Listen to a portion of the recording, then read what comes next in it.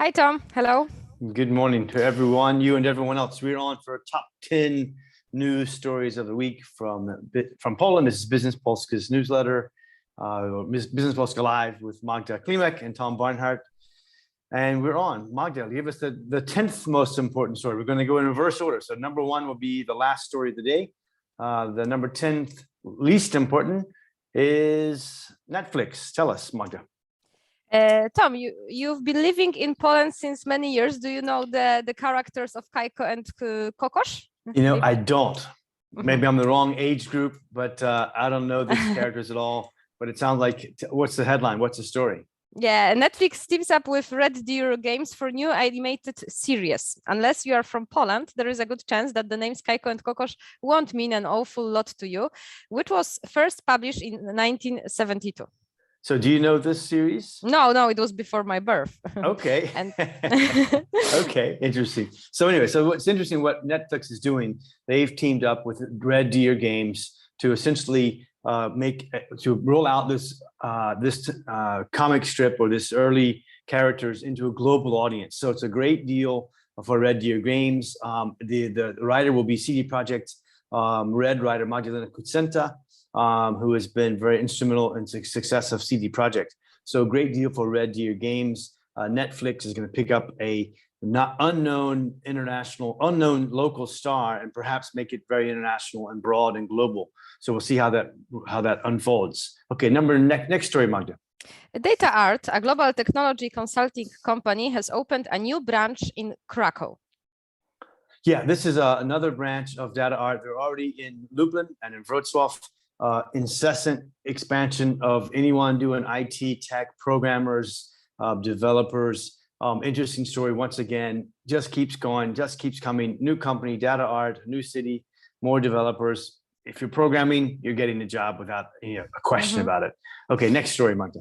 Biomed-Lublin stock down 75% this year as COVID drug fails. Recent clinical studies have shown that the plasma drug doesn't work.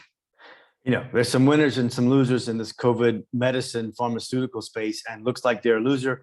Their stock price down 75% in the last 6 months. The good news has dissipated, has gone away. So anyway, you win and lose, and investors in Biomed have lost so far. Perhaps they'll be in for a second net comeback, but at this point, not looking like good news from Biomed on the COVID front. Okay, next story, Magda. Warsaw-based startup Doctor.One raises 440,000 euros to build European healthcare network. Tomasz Rudolf and Maciej Malenda launched the company with the aim of restoring trust between doctors and patients as the foundation of healthcare, giving patients across Europe direct daily access to a doctor that knows them well. You know, my first thought is Doc Planner, billion-dollar company, unicorn already. You know, if they can take that kind of a model with Doctor.One, they're got big projects, big success ahead of them. They're going to try to roll this out and get 10,000 doctors on board by 2025. Promising, interesting. We'll watch this story very closely. Good financing. And of course, Tomasz Rudolf is in Warsaw, based in Warsaw for a long time. We'll see how this develops, but it'll be fun to watch it as well. Okay, next story. EcoBean to raise 3.5 million euros to recycle coffee waste. We are talking about the production of fuels, biodegradable pots of, for example, briquettes for fireplaces and barbecues, which would replace non-ecological coal. I love this story. You know, I think of taking your coffee, you dump it out. At least for me, I throw it away all the time. I don't recycle it. I don't know what you do. Do you ever recycle your coffee? What do you do with it? You just throw it away, yeah? No, I have my coffee, and I don't know what to do with the coffee waste after that. But it's a really good idea. Yeah, so we'll see what happens to that. Interesting angle again, eco and energy angle. We'll see how that develops. Okay, next story, Magda. Rzeszów begins extensive drone testing with 160 flights by Drone Hub. Initial series of drone test flights over cities has been rolled out in Poland as part of an effort to speed preparations for the introduction of urban air mobility services and navigation systems across the European Union. Great for Rzeszów to have gotten this project. It's an EU-funded project. Rzeszów, of course, has an aviation valley right there in Rzeszów. They've got a lot of experience with aviation and aerospace. Good fit with Rzeszów. Project growing, interesting. And they're talking about, drone deliveries, but not just drone deliveries, cars, taxis in the air. Cool project. Will be fun to watch it. The flying cars are coming, right? Next story.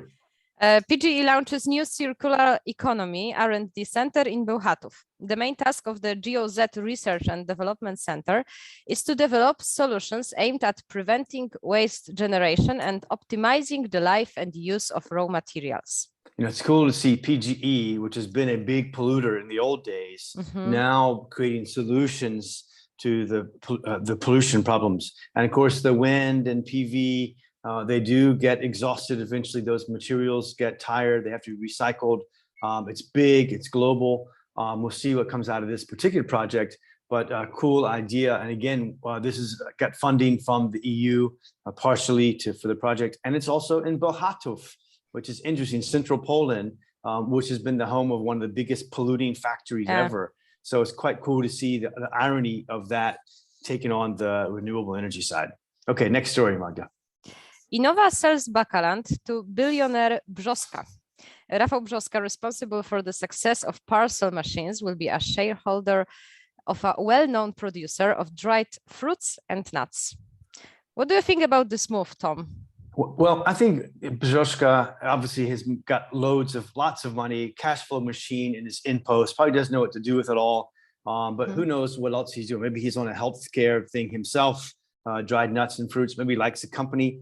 But if you think about it, InPost, I mean, you don't need to have refrigeration to take back to store dried fruits and nuts. He can blow this thing out easily by just simply putting that into the InPost parcel chains around Poland, not to mention France, other places where he's got big networks. So once again, probably a damn brilliant move from Brzoska. We'll see what happens, but I've been touting his wisdom and his smart strategy for a long time. So we'll see how this develops as well. Okay, next story. Zeneris Projects e-commerce energy storage store. The new Connect listed provider of PV and hydropower services concluded a contract worth 3.4 million zlotys for the construction of a photovoltaic farm, one of the largest in its history. Yeah, and one of the interesting things, the biggest problem globally, one of the biggest problems globally for the solar panels and wind is that the storage issue is a problem. So they have a big problem in the storage. And here, these guys are addressing this particular problem that is absolutely not local. It's a global problem. It's a big problem, and they're trying to fix it. So I commend them for the ambition of this. It's right on. How they're going to do it is to be seen. But of course, the storage of solar energy, especially in the wintertime, and the wind power when the wind's not generating wind.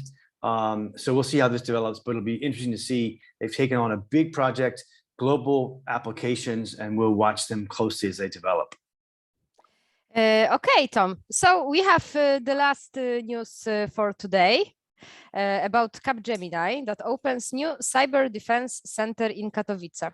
Capgemini's experts will provide end-to-end support for cybersecurity processes, configuration of systems, and ongoing support aimed at protecting organizations' data, assets, and identities. Another big win for Katowice. Katowice is doing extremely well this year, bringing in new shared service centers, bringing in new IT centers. The Capgemini cyber defense is a big deal. Of course, cyber defense is a global problem as well.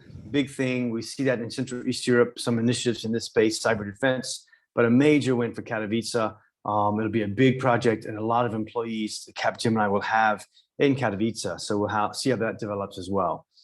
So that's it. Top 10 stories for the day. As usual, our 50 stories are in our newsletter, BiznesPolska.pl, to get your free weekly newsletter. In the meantime, have a great business week. Have a great day today, Magda, and we'll check back in with you in 1 week.